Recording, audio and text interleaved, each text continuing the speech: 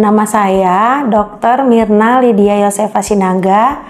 Saya merupakan seorang dokter spesialis kedokteran jiwa atau bagian dari kesehatan mental atau yang biasa disebut dengan psikiater.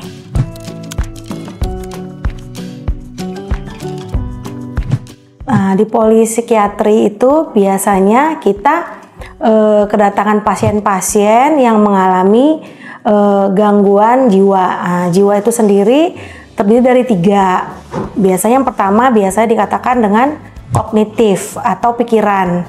Jadi jika mengalami gangguan di dalam berpikir, itu biasanya pasien-pasiennya datang ke bagian psikiatri. Yang kedua, biasanya bagian dari emosi.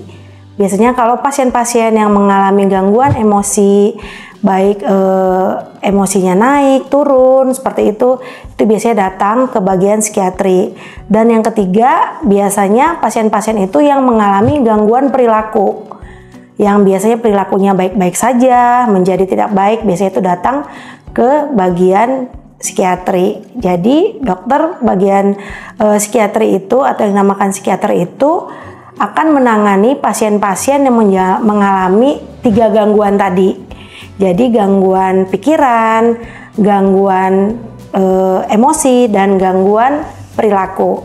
Biasanya dokter akan, yang pertama dilakukan dokter yaitu menganamnesa dari keluhan-keluhan yang dialami pasien tersebut. Setelah itu kita lakukan pemeriksaan fisik dan pemeriksaan secara psikiatri untuk mengetahui bagaimana keadaan mental seseorang itu. Dan setelah itu kita ambil kesimpulan diagnosa terhadap pasien ini apa. Lalu kita lakukan pengobatan. Apakah pengobatannya berupa psikoterapi atau psikoterapi dan farmakoterapi yang membutuhkan obat. Nah, demikianlah yang biasanya pasien-pasien yang datang ke polipsikiatri.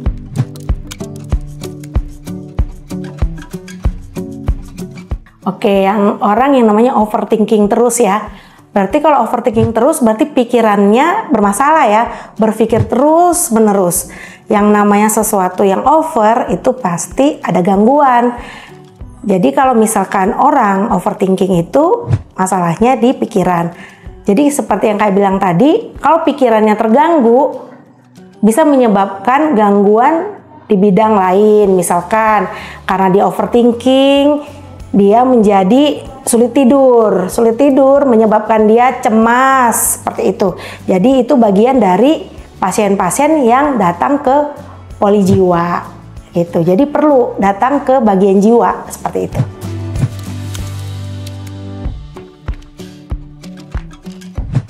Nah betul ya, kalau gampang cemas seperti yang tadi saya bilang, dari overthinking itu sendiri bisa nyebabin kecemasan. Jadi kecemasan itu kondisi seseorang yang tidak baik-baik saja, seperti itu. Jadi ada hormon di dalam otak.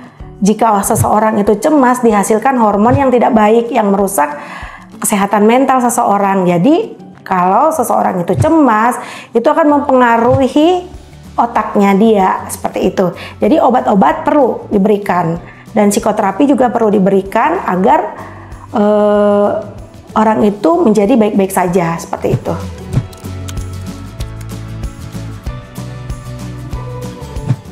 Nah itu seperti Gen Z ya, Gen Z sekarang dikit-dikit toksik, kadang-kadang dibilang kena mental, seperti itu.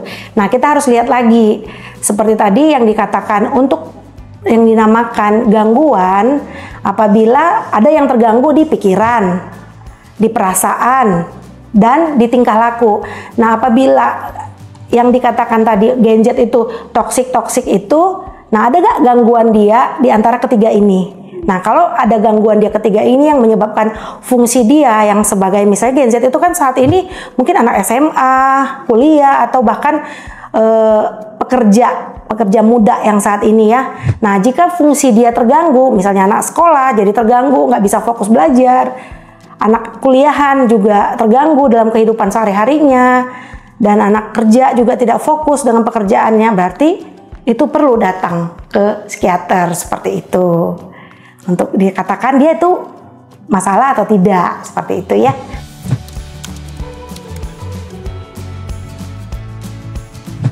Untuk menjaga kesehatan mental kita, yang pertama kita harus menjaga pola hidup sehat. Karena di dalam tubuh yang sehat terdapat jiwa yang sehat juga.